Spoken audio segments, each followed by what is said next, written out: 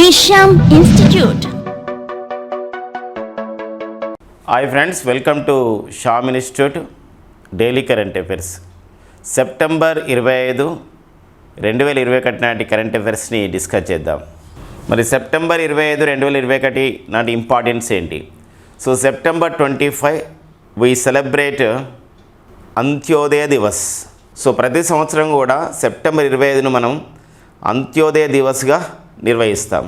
పండిట్ దీన్ దయాళ్ ఉపాధ్యాయ్ జయంతిని ప్రతి సంవత్సరం సెప్టెంబర్ 25ను భారత ప్రభుత్వం అంత్యోదయ దివస్గా నిర్వహిస్తుంది. అంతేకాకుండా మరో ఇంపార్టెన్స్ ఏంటంటే 2014 సెప్టెంబర్ 25న భారత ప్రభుత్వం దేశంలో తయారీ రంగాన్ని, పరిశ్రమలను స్థాపించడం అనే ఒక ప్రధానమైన ఉద్దేశంతో, దేశీయంగా తయారీని ప్రోత్సహించడం అనే ఉద్దేశంతో దేశంలో 25 రంగాల్లో పరిశ్రమలను స్థాపించి తద్వారా దేశీయంగా తయారీ యొక్క రంగాన్ని ప్రోత్సహించాలనే ఉద్దేశంతో సెప్టెంబర్ 25, 2014న మేక్ ఇన్ ఇండియా అనే కార్యక్రమాన్ని ప్రారంభించింది. సో మేక్ ఇన్ ఇండియా అనే సంబంధించిన కార్యక్రమాన్ని కేంద్ర ప్రభుత్వం ఏ రోజు ప్రారంభించడం జరిగిందంటే 2014 సెప్టెంబర్ 25న ప్రారంభించడం జరిగింది. దేశంలో మరి 25 రంగాలలో 25 సెక్టార్లో పరిశ్రమలను స్థాపించడం, తద్వారా దేశంలో తయారీ రంగాన్ని ప్రోత్సహించడం అనే ఒక ప్రధానమైన ఉద్దేశంతో చేయడం జరిగింది. సో ఈ నేపథ్యంలో ఎన్నో పరిశ్రమలు అనేది ఈరోజు ప్రారంభించబడ్డవి. అంతేకాకుండా స్వదేశంలో తయారీ విధానం అనేది ఈరోజు ప్రోత్సహించబడుతుంది. సో ఆ నేపథ్యాన్ని కూడా చూసుకోవాలి. ఎందుకోసమంటే సెప్టెంబర్ 25కి ఇంపార్టెన్స్ అలా ఉంది కాబట్టి.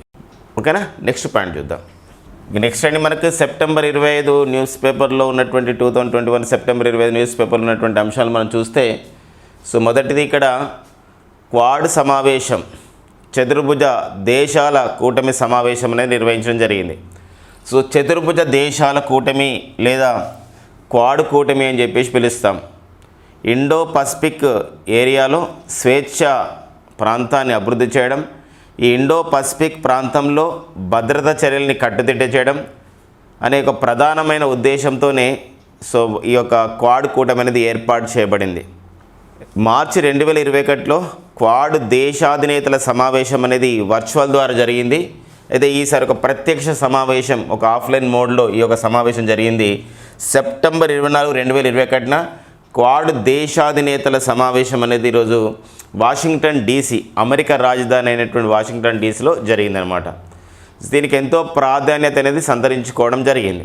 కారణం ఏంటంటే క్వాడ్ యొక్క ప్రధానమైన ఉద్దేశం ఇండో పసిఫిక్ ఏరియాలో ఒక భద్రతను కల్పించడం, మంచి వాణిజ్యాన్ని ప్రోత్సహించడం, చైనా వాణిజ్య ఆధిపత్య ధోరణిని అడ్డుకట్టవేయడం, చైనా యొక్క ప్రాదేశిక విస్తరణవాదాన్ని అడ్డుకట్టవేయడం అనే ప్రధాన ఉద్దేశం అనేది కనబడుతుంది.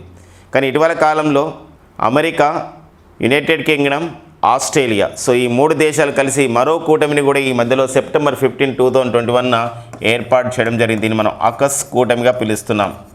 అయితే ఈ నేపథ్యంలోనే అంటే అమెరికా ఒక మరో అంతర్జాతీయ కూటమికి, మరో అంతర్జాతీయ సహకార కూటమికి, మరో అంతర్జాతీయ భద్రతా కూటమికి ఏర్పాటు చేస్తున్నట్టు ప్రకటించిన దరిమిలా సో ఈ యొక్క క్వాడ్ సమావేశం జరిగింది. అఫ్ కోర్స్ ఫ్రెండ్స్, ఈ అకస్ కూటమిని ఓన్లీ జో బిడెనే కాదు, జో బిడెన్తో పాటు బ్రిటన్ ప్రధాని అయినటువంటి బోరిస్ జాన్సన్, ఆస్ట్రేలియా ప్రధాని అయినటువంటి స్కాట్ మోరిసన్ కూడా పాల్గొనడం జరిగింది ఈ యొక్క ఆకస్ ప్రారంభ సమావేశంలో సెప్టెంబర్ 15, 2021న. అయితే ఈ క్వాడ్ దేశాధినేతలు పాల్గొన్నటువంటి సమావేశం మాత్రం ఇప్పుడు సెప్టెంబర్ 24, 2021న సో వాషింగ్టన్ DCలో జరిగింది, అమెరికా రాజధానిలో. దీని ప్రధానంగా చర్చకు వచ్చినటువంటి విషయాలు మనం చూసినట్లయితే ఇక్కడ సో ప్రపంచ శాంతిని కాపాడడం అనేది ఒకటి ఉంటుంది, ఖచ్చితంగా ఇంకోటి ఇండో పసిఫిక్ ఏరియాలో భద్రతా చర్యలను కట్టుదిట్టం చేయడం, ఇలాంటి సంబంధించిన విషయం ఉంది. దీంతో పాటుగా కోవిడ్ విషయంలో ఎలాంటి చర్యలు చేపట్టడం అనేది, అంటే COVID-19 ఎదుర్కోవడంలో ఎలాంటి చర్యలు తీసుకుంటున్నారు అన్ని దేశాల్లో.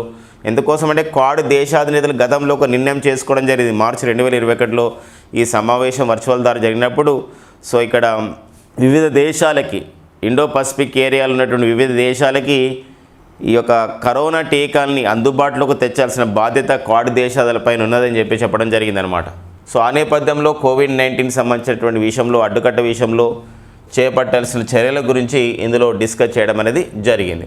సో మరో అంశం ఇక్కడ ఏంటంటే శాంతి విషయంలో, అంటే ప్రపంచ శాంతిని కాపాడే విషయంలో కానీ, ఇప్పుడు ఆఫ్ఘనిస్తాన్ క్రైసిస్ ఇలాంటి విషయంలో కానీ సో చర్చించడం జరిగింది. సో ఇలాంటి డిక్లరేషన్ మాత్రం మనకి ప్రకటించడం లేదు ఇంతవరకు అయితే. సో ప్రకటించిన తర్వాత మాత్రం మనం డిస్కస్ చేద్దాం ఈ యొక్క సంబంధించిన అంశంలో. అయితే వాషింగ్టన్ డీసీలో, అమెరికా రాజధాని వాషింగ్టన్ డీసీలో సెప్టెంబర్ 24, 2021 నిర్వహించినటువంటి ఈ క్వాడ్రిలేటరల్ డైలాగ్ పార్ట్నర్షిప్ లేదా చతుర్భుజ దేశాల కూటమిలో సో పాల్గొన్నవారు ఎవరు, మరి ఆయా దేశాల నుండి అని చెప్పేసి అన్నప్పుడు, సో మరి క్వాడ్ అనేది కూటమిలో 4 దేశాలు ఉంటాయి. ఆ 4 దేశాల్లో అమెరికా, తర్వాత ఇండియా, తర్వాత జపాన్ అండి, తర్వాత ఆస్ట్రేలియా దేశాలు కలిసి నిర్వహించినటువంటి సదస్సు. ఆయా దేశాల అధిపతులు అధినేతలు ఇందులో పాల్గొనడం జరిగింది. సో అమెరికా అధ్యక్షుడు జో బిడెన్ ఇందులో పాల్గొనడం జరిగింది. అండ్ భారత ప్రధాని నరేంద్ర మోడీ గారు ఇందులో పార్టిసిపేట్ చేయడం జరిగింది. దాంతోపాటుగా జపాన్ ప్రధాని అయినటువంటి ఒషిడే సుగా, ఎందుకోసం ఇతను మరి మనం రీసెంట్గా డిస్కస్ చేసాం మన డైలీ కరెంట్ అఫైర్స్లో. ఏంటి అంటే ఒషిడే సుగా తను రాజీనామా చేశారు జపాన్ ప్రధానిగా, కానీ ఇంకా ఎన్నికలు జరిగేంత వరకు ఆపద్ధర్మ ప్రధానిగా అక్కడ కొనసాగుతారు కాబట్టి మనకి ఇక్కడ అటెండ్ కావడం అనేది జరిగింది. సో ఆ నేపథ్యాన్ని కూడా చూసుకోవాల్సిన అవసరం ఉంటుంది. అండ్ ఆస్ట్రేలియా ప్రధాని ఎవరండి, స్కాట్ మోరిసన్ ఇందులో పాల్గొనడం జరిగిందండి. సో మనకు ఎగ్జామినేషన్ విషయంలో మనకు ఆడడానికి ఉన్న అంశాలు ఏంటంటే సో సెప్టెంబర్ 24, 2021 క్వాడ్ దేశాధినేతల ప్రత్యక్ష సమావేశానికి వేదికగా నిలిచినటువంటి నగరం ఏంటంటాడు, వాషింగ్టన్ డీసీ. డేట్ ఇంపార్టెంట్, అందులో పాల్గొన్న అంశాలు, సో పాల్గొన్నటువంటి ప్రతినిధులు చర్చించినటువంటి అంశాలపైన కూడా చూసుకోవాల్సిన అవసరం ఉంటుంది. కారణం ఏంటంటే ఇప్పుడు అకస్ అనే కూటమి ఏర్పాటైంది. ఆల్రెడీ అమెరికా ప్రకటించింది ఈ అకస్లో మేము మాత్రం ఉంటాం, ఆస్ట్రేలియా, యునైటెడ్ కింగ్డమ్, యుఎస్ అని చెప్పేసి. సో చాలామంది విశ్లేషకులు భావించారు. ఎందుకోసమంటే సో క్వాడ్లో ఉన్నటువంటి అమెరికా తర్వాత ఆస్ట్రేలియా మాత్రమే ఉన్నవి. క్వాడ్ అనేది బలోపేతమైనటువంటి కూటమిగా వర్ణిస్తున్నారు. ఈ నేపథ్యంలో ఖచ్చితంగా ఇండియా, జపాన్ దేశాలు కూడా అకస్లో ఉంటాయి, అకస్లో చేరబోతున్నాయని చెప్పేసి ఆ విధంగా అడిగినప్పుడు విలేకరులు అమెరికా సంబంధించిన ప్రతినిధులను అడిగినప్పుడు సో అక్కడ రిప్రజెంటేటివ్స్ ఏం చెప్పడం జరిగిందంటే సో క్వాడ్లో ఇండియా అండ్ జపాన్ దేశాలని చేర్చుకునే ప్రసక్తి లేదు అని చెప్పడం అనేది జరిగిందనమాట. సో ఇది నేపథ్యాన్ని చూసుకోవాల్సిన అవసరం అనేది ఉంటుందండి. అంతేకాకుండా క్వాడ్ దేశాధినేతలు ఇండో పసిఫిక్ ప్రాంతంలో ప్రీ ఇండో పసిఫిక్ ఏరియాని ఆ విధంగా తీర్చిదిద్దడంలో, వాణిజ్యాన్ని అభివృద్ధి చేసే విషయంలో కృషి చేయడంలో భాగంగా వాళ్ళు 2021లో రీసెంట్గా వాళ్ళు పసిఫిక్ మహాసముద్రంలో పశ్చిమ గువామ్ దీవిలోని పశ్చిమ భాగాన నావికా విన్యాసాన్ని కూడా నిర్వహించడం జరిగింది. సో ఎక్కడ నిర్వహించడం జరిగిందంటే గువామ్ దీవి అండి. మరి గువామ్ దీవిలో మనకి పసిఫిక్ సముద్రంలో ఉన్నటువంటి పశ్చిమ గువామ్ దీవిలో నిర్వహించినటువంటి క్వాడ్ దేశాధినేతలు నిర్వహించినటువంటి నావికా విన్యాసాలను ఏమని పిలుస్తున్నామంటే మలబార్ విన్యాసాలని పిలుస్తామండి, మలబార్ విన్యాసాలు. కాబట్టి మనకి 2021 సంవత్సరంలో మలబారు నావికా విన్యాసాలని నిర్వహించిన దేశం అంటే అమెరికా, పర్టికులర్ ప్రాంతం అంటే గువామ్ దీవి. అక్కడ పాల్గొన్నటువంటి దేశాలు అమెరికా, ఇండియా, జపాన్, ఆస్ట్రేలియా దేశాలు. అదొక నేపథ్యం. అంతేకాకుండా భారత ప్రధాని నరేంద్ర మోడీ గారు సో మరి అమెరికా పర్యటనలో భాగంగా సో క్వాడ్ సమావేశానికి హాజరు కావడంతో పాటుగా సో ఇక్కడ అమెరికా దేశంతో కొన్ని ఒప్పందాలను కూడా చేసుకోవడం జరిగింది. సో అందులో చూసినట్లయితే సో ఒప్పందంలో మరొకటి ఏంటంటే ఇక్కడ CAFMD అనే ఒప్పందం.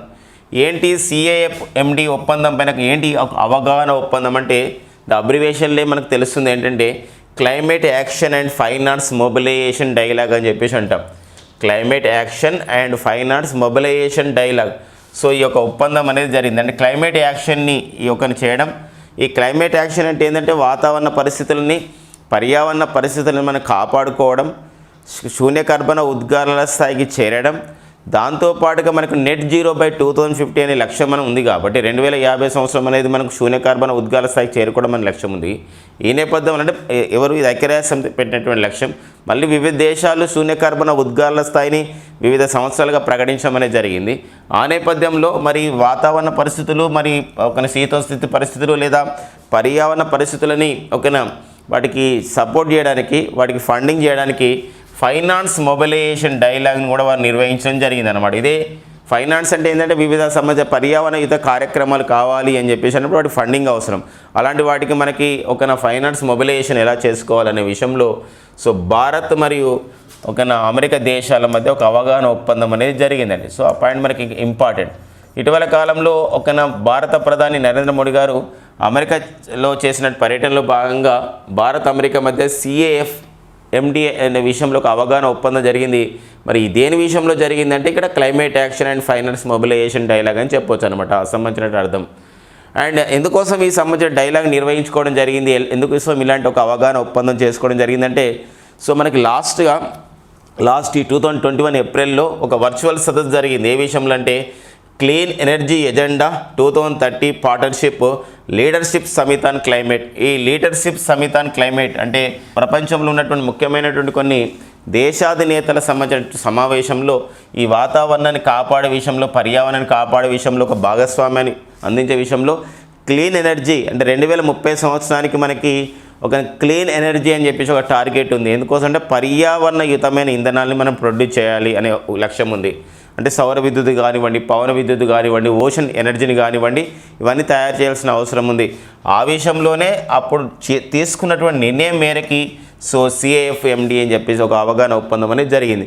ఈ ఒప్పందంలో ప్రధానంగా ఏముంటుందంటే సో సెక్యూరిటీ అంటే భద్రత విషయం ఉంటుంది, అండ్ డిఫెన్స్ అంటే డిఫెన్స్తో ఇక్కడ డిఫెన్స్ అంటే రక్షణ విషయం ఉంటుంది, ఎనర్జీ శక్తి వినియోగం ఉంటుంది, అండ్ టెక్నాలజీ సాంకేతికత వాడుకోవడం, అండ్ ఎడ్యుకేషన్ విద్యను ఆ విధంగా అందించడం, అండ్ హెల్త్ కేర్ ఆరోగ్య రంగం పైనటువంటి అంశాలను బేస్ చేసుకొని ఈ సంబంధించినటువంటి climate action and finance mobilisation డైలాగ్ని రూపొందించడం జరిగింది. భారత్ మరియు అమెరికా దేశాల మధ్య జరిగిన అవగాహన ఒప్పందం. ఓకే, ఇక నెక్స్ట్ అండి మనకి 2019లో చివరిసారిగా మనకు భారత ఎన్నికల సంఘం దేశంలో గుర్తింపు పొందినటువంటి రాజకీయ పార్టీలేవి, జాతీయ పార్టీలేవి, గుర్తింపు లేని సంబంధించిన పార్టీలేవని చెప్పేసి 2019లో ప్రకటించారు. 2019లో చివరిసారిగా ప్రకటించారు. అయితే నిన్న మళ్ళీ 2021 సెప్టెంబర్ 24న సో ఇక్కడ భారత ఎన్నికల సంఘం నేషనల్ ఎలక్షన్ కమిషన్ దేశంలో రికగ్నైజ్ అయినటువంటి ఒక నేషనల్ ఎలక్షన్ కమిషన్ చేత రికగ్నైజ్ అయినటువంటి ఒక నేషనల్ పార్టీస్ ఏవి, రీజనల్ పార్టీస్ ఏంటి అంటే ఆయా రాష్ట్రాల్లో సంబంధించినటువంటి ఒక రాజకీయ పార్టీకి వచ్చినటువంటి ఓట్ల శాతంతో పాటుగా దాంతోపాటుగా సభ్యుల అంటే వాళ్ళు గెలిచినటువంటి సభ్యుల సంఖ్యతో పాటుగా వాటిని బేరేజ్ చేసుకొని నేషనల్ పార్టీస్ అనే ఒక హోదా అండ్ నెక్స్ట్ అండ్ ప్రాంతీయ పార్టీ అనే హోదా అనేది ఇవ్వడం జరుగుతుంది. సో ఈ నేపథ్యంలో మనకి సో భారత ఎన్నికల సంఘం నిన్న ప్రకటించినటువంటి విషయంలో చూస్తే దేశంలో సో మరి జాతీయ పార్టీలు ఎన్ని ఉన్నాయని చెప్పేసి అంటే ఇక్కడ BSP party, Bahujan Samajwadi party, ఇంకోటి BJP అండి Bharatiya Janata party, communist party of India, communist party of India Marxist, and Congress party, nationalist Congress party, and national people's party, and Trinamool Congress party. So 8 పార్టీలు సో మనకి జాతీయ పార్టీ హోదా అనేది ఉండడం జరిగింది. దేశంలో 57 జాతీయ పార్టీలు ఉన్నట్టు ఆ విధంగా జాతీయ ఎన్నికల సంఘం ప్రకటించింది. అయితే మన దేశంలో అయితే మనం చూస్తే వివిధ రాష్ట్రాల్లో అంటే 27 రాష్ట్రాలు మనకు పరిగణనలు తీసుకోవడం జరిగింది. 2796 పార్టీలు గుర్తింపు లేవు వాటికి పార్టీలుగా అని చెప్పేసి ప్రకటించడం జరిగింది. సో ఆ పాయింట్ చూస్తూ సో మరి ఇక్కడ తెలుసుకోవాల్సినటువంటి అంశాలు ఏంటి, మరి భారత ఎన్నికల సంఘం గుర్తించిన పార్టీల గురించి అంటే ఎన్ని పార్టీలు జాతీయ పార్టీ హోదాగా ఉన్నాయి, ఎన్ని ప్రాంతీయ పార్టీలు ఉన్నాయనే అంశాలతో పాటుగా ఎలక్షన్ కమిషన్ పైన కూడా చూసుకోవాల్సిన అవసరం ఉంటుంది. సో మరి ప్రజెంట్ అయితే మన భారత ప్రధాన ఎన్నికల కమిషనర్గా అంటే ఎన్నికల సంఘం అనేది ఒక రాజ్యాంగబద్ధ సంస్థ, it is a constitution body. అయితే భారత ఎన్నికల సంఘంలో మరి ప్రధాన ఎన్నికల కమిషనర్ ఉంటారు. ప్రధాన ఎన్నికల కమిషనర్గా పనిచేసినటువంటి తొలి వ్యక్తిగా ఎవరున్నారంటే సుకుమార్ సేన్ అనేవారు ప్రధాన ఎన్నికల కమిషనర్గా పనిచేయడం జరిగింది. సో మరి ఈ ప్రస్తుతం అయితే భారత ప్రధాన ఎన్నికల కమిషనర్గా పనిచేస్తున్న వారు సుశీల్ చంద్ర అండి. సో సుశీల్ చంద్ర అనేవారు ప్రస్తుతం భారత ప్రధాన ఎన్నికల కమిషనర్. అండ్ ప్రధాన ఎన్నికల కమిషనర్తో పాటు మరో 2 ఎన్నికల కమిషనర్లు ఉంటారు. వారు ఒకరు వచ్చేసి రాజీవ్ కుమార్, సో మరొకరు వచ్చేసి ఎవరంటే వారే సో ప్రజెంట్ ఉన్నవారు మరొకరు ఎవరంటే ఎన్నికల కమిషనర్ సో అనూప్ చంద్ర పాండే అనేవారు ఉన్నారు. గతంలో అనూప్ చంద్ర పాండే గారు సో ఉత్తరప్రదేశ్కి ఉత్తరప్రదేశ్ ప్రభుత్వ ప్రధాన కార్యదర్శిగా వాళ్ళు పనిచేయడం అనేది జరిగిందనమాట. సో వారు అనూప్ చంద్ర పాండే. సో ఈ నేపథ్యం చూసుకోవాలి. అంతేకాకుండా భారత ఎన్నికల సంఘంలో ఒక డిప్యూటీ ఎలక్షన్ కమిషనర్గా పనిచేస్తున్న వారు ఉమేష్ సిన్హా. సో ఆ విషయం కూడా ఇంపార్టెంట్ అండి. ఇక నెక్స్ట్ అండి మనకి ICRISAT and World Food Programme. So మనకి ఏంటి మరి ఇక్రిసాట్? ఇక్రిసాట్ అనేది 1972లో ఏర్పాటు చేయబడింది. ఇది హైదరాబాద్లో ఏర్పాటు చేయబడింది. ఒక ఇంటర్ గవర్నమెంటల్ ఆర్గనైజేషన్, ఒక అంతర్జాతీయ సంస్థ. అంతర్జాతీయ పరంగా ఈ ఉష్ణమండల ప్రాంతాల్లో మెట్ట పంటల సంబంధించినటువంటి ఈ అర్ధశుష్క ప్రాంతాల్లో మెట్ట పంటల పరిశోధన సంస్థగా సో ఇక్రిసాట్ అనేది ఉంది. International crop research institute for the semi arid tropics అని చెప్పేసి అంటాం. సో ఇక్రిసాట్ అనే సంస్థ. వరల్డ్ ఫుడ్ ప్రోగ్రామ్ అంటే ప్రపంచ ఆహార కార్యక్రమం. సో మనకు లాస్ట్ ఇయర్ అయితే ప్రపంచ ఆహార కార్యక్రమానికి నోబెల్ శాంతి బహుమతి కూడా రావడం జరిగింది. 1961లో ఏర్పాటు చేయబడ్డ సంస్థ. ఒక ఇటలీ రాజధాని రోమ్ కేంద్రంగా పనిచేస్తున్నటువంటి సంస్థనే వరల్డ్ ఫుడ్ ప్రోగ్రామ్. సో మరి డేవిడ్ బిస్లే అనే వారు దానికి ప్రజెంట్ అధిపతిగా ఉన్నారు. ఇక్రిసాట్ మరి ఇతను రోజాలిన్ హ్యూజ్ అనేవారు ప్రజెంట్ ఇక్రిసాట్కి డైరెక్టర్ జనరల్గా పనిచేస్తున్నారు. వీరు హైదరాబాద్లో అంటే ఇక్రిసాట్ సంస్థ ఎక్కడుందంటే హైదరాబాద్ సమీపాన పటాన్చెరులో ఇక్రిసాట్ అనే సంస్థ ఉంది. అంతేకాకుండా ఆఫ్రికా ఖండంలో సబ్ సహారా ప్రాంతంలో ఒక రైతులకు ఉపయోగపడే విధంగా వివిధ వంగడాల్ని లెగ్యూమ్ జాతికి చెందినటువంటి వంగడాల్ని తయారు చేసి రైతులకి ఆ విధంగా మంచి ఆదాయం వచ్చే విధంగా అలా ఒక సంబంధించినటువంటి మంచి ఒక వెరైటీస్ ఆఫ్ ది వంగడాలను అందించినందుకు గాను 2021 సంవత్సరానికి గాను సో ఈ యొక్క ఇక్రిసాట్ సంస్థకి ఆఫ్రికన్ ఫుడ్ ప్రైజ్ అనేది కూడా రావడం జరిగింది. సో ఆఫ్రికన్ ఫుడ్ ప్రైజ్ అనేది ఆఫ్రికాలో ఉన్నటువంటి ఒక అంటే వాళ్ళకి ఇవ్వడం జరిగింది. ఎవరికి? ఇక్రిసాట్ సంస్థకి. మళ్ళీ వరల్డ్ ఫుడ్ ప్రోగ్రామ్కి ఏం రావడం జరిగిందండి? వరల్డ్ ఫుడ్ ప్రోగ్రామ్కి నోబెల్ శాంతి బహుమతి వచ్చింది. మరో అంశం ఏంటంటే World Food Programme, Food and Agriculture Organization సంస్థలు సంయుక్తంగా ప్రతి సంవత్సరం కూడా ఆహార రంగంలో, వ్యవసాయ రంగంలో విశేషంగా కృషి చేసిన వారికి వరల్డ్ ఫుడ్ ప్రైజ్ అవార్డు ఇస్తారు. మరి 2021 సంవత్సరానికి వరల్డ్ ఫుడ్ ప్రైజ్ అవార్డుని ఎవరు పొందడం జరిగిందంటే సో డాక్టర్ శకుంతల అరక్ సింగ్ ఒక బెలెస్టెడ్ అని చెప్పేసి వారికి ఇవ్వడం జరిగింది. డాక్టర్ శకుంతల అరక్ సింగ్ ఒక బెలెస్టెడ్. సో ఆ నేపథ్యం కూడా చూసుకుంటూ మరి ఈ 2 సంవత్సరాలు ఎందుకు వార్తల్లో ఉన్నాయంటే సో ఇక్కడ ఒక ఆహార విషయంలో అండ్ కొత్త వంగడాలను కనిపెట్టే విషయంలో, ప్రపంచంలో వివిధ దేశాల్లో ఆహార వంగడాలను అందించే విషయంలో సో వారి పరిశోధన ఫలాలు ఇక్రిసాట్ చేసినటువంటి పరిశోధన ఫలాలు సో మరి రైతులకందరికీ చేరాలి, అన్ని దేశాలకు చేరాలనే ఉద్దేశంతోనే so ICRISAT and World Food Programme మధ్య ఒక అవగాహన ఒప్పందం అనేది జరిగిందండి. ఒక అవగాహన ఒప్పందం జరిగింది. సో ఆ పాయింట్ మనకి ఇక్కడ వార్తల్లో ఉండడం జరిగిందనమాట. కాబట్టి ఇక్కడ సో ఆహారాన్ని అందించే విషయంలో, వ్యవసాయాన్ని మరింతగా అభివృద్ధి చేసే విషయంతో సో ఇక్రిసాట్ సంస్థ ఇటీవల కాలంలో ఏ సంస్థతో ఒక ఒప్పందం చేసుకుంది అన్నప్పుడు ఏ సంస్థ అండి? వరల్డ్ ఫుడ్ ప్రోగ్రామ్తో ఒక ఒప్పందం చేసుకోవడం జరిగింది. ఇక నెక్స్ట్ అండి PFRDA అని చెప్పేసి అంటాం. Provident fund regulation and development అథారిటీగా పిలుస్తున్నటువంటి PFRDA అనే సంస్థ ఏం చేస్తుందంటే ఈ యొక్క సంబంధించిన పెన్షన్ విషయాన్ని ప్రజల్లోకి తీసుకెళ్ళాలి, పెన్షన్ పైన మరింత అవగాహన కల్పించే ఉద్దేశంతో ఈ సంవత్సరం అక్టోబర్ 1 నుండి సో ప్రతి సంవత్సరం అక్టోబర్ 1 ఎలా నిర్వహించబోతుందంటే సో నేషనల్ పెన్షన్ దివాస్ అండి, NPS నేషనల్ పెన్షన్ సిస్టమ్ దివాస్గా so national pension system NPS అంటే ఏంటంటే నేషనల్ పెన్షన్ సిస్టమ్ దివాస్గా జరుపుకుంటుంది అనమాట. సో ఆ నేపథ్యం చూసుకోవాలి. సో మనకి ఇక్కడ ఒక నేషనల్ పెన్షన్ దివస్గా ఎప్పుడు నిర్వహిస్తారు, పెన్షన్ విషయంలో ఎందుకోసం వివిధ పబ్లిక్ ఫండెడ్లో ఈ ప్రావిడెంట్ ఫండ్లో సో మరి అంటే రిటైర్మెంట్ అయిన తర్వాత ఒక ఉద్యోగి రిటైర్మెంట్ అయిన తర్వాత ప్రైవేట్ కానీ ప్రభుత్వం కానీ రిటైర్మెంట్ అయిన తర్వాత మనకు పెన్షన్ వచ్చే విధానంలో వివిధ ఇప్పుడే పనిచేస్తున్నప్పుడే ఒక ప్రావిడెంట్ ఫండ్లో డిపాజిట్ చేయడం ఇలాంటి అంశాన్ని తీసుకొని సో ఈ యొక్క కార్యక్రమాన్ని ప్రజల్లోకి తీసుకెళ్ళమనే ఉద్దేశంతోనే ప్రతి సంవత్సరం అక్టోబర్ 1 ఎలా నిర్వహించబోతున్నారు ఈ సంవత్సరం నుండి అంటే that is a national pension system దివస్గా నిర్వహించబోతున్నారు. సో ఈ డే ఫర్ పెన్షన్ ప్లానింగ్ అని చెప్పేసి ఒక ఇతివృత్తం అనేది కూడా ఇవ్వడం జరిగింది అనమాట ఈసారి. నెక్స్ట్ అండి మనకు ఆడిట్ బ్యూరో సర్క్యులేషన్ అంటామండి. ఒక దేశంలో పత్రికా రంగంలో ఒక కృషి చేసినటువంటి సంస్థ ఇది, ఒక audit bureau of the circulation.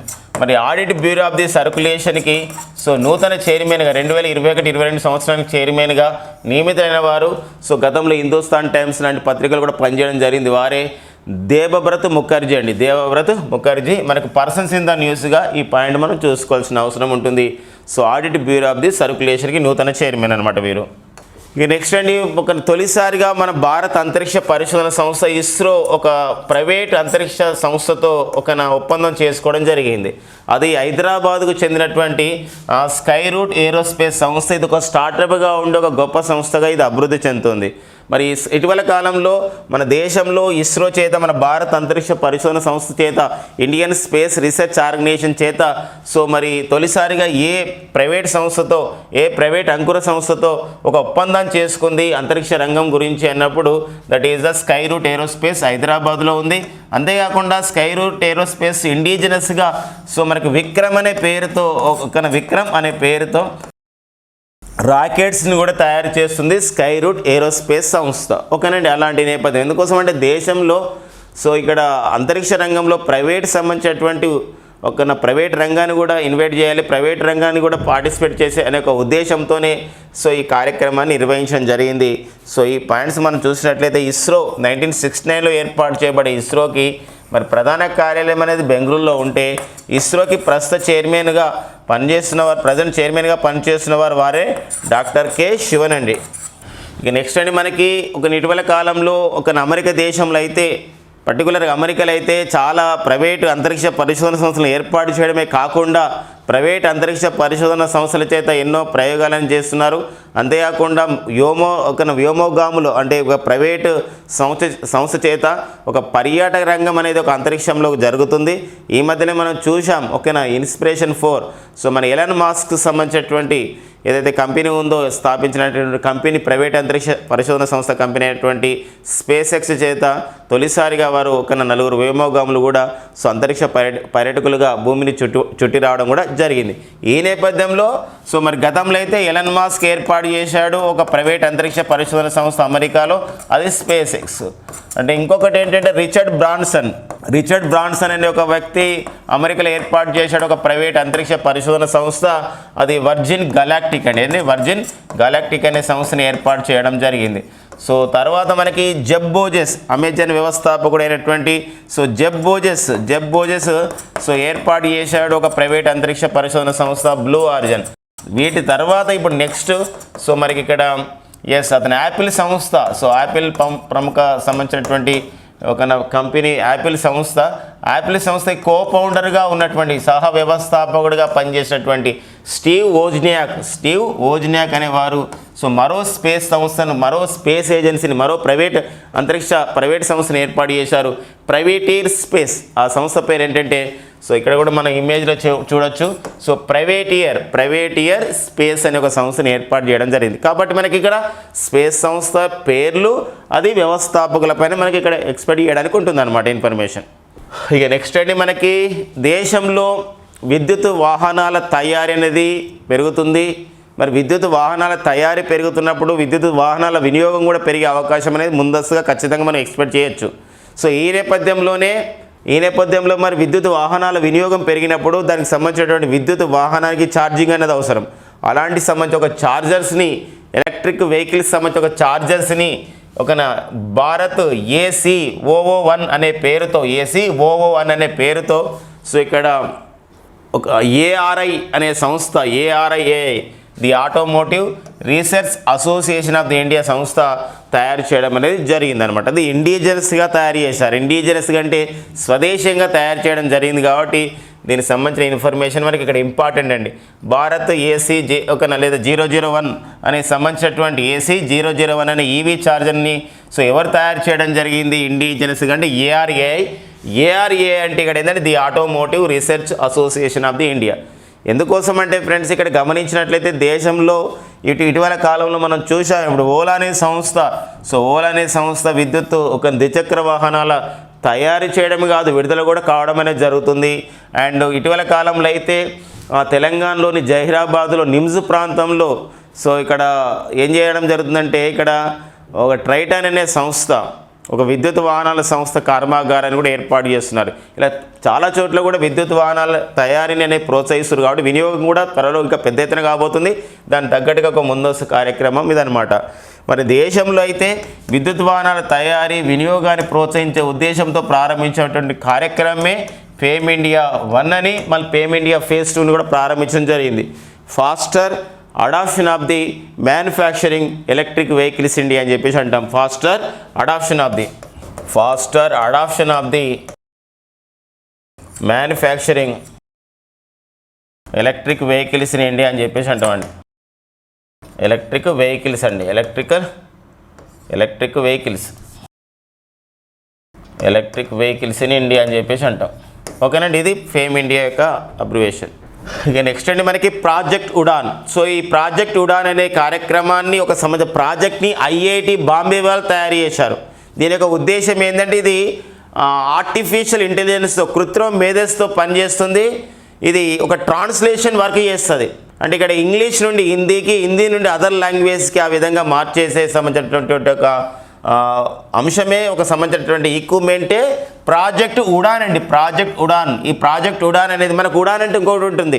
దేశంలో పౌర విమానయానాన్ని అభివృద్ధి చేసే కార్యక్రమంతో ఉడాన్ అనే కార్యక్రమం 2017లో కేంద్ర ప్రభుత్వం ప్రారంభించింది.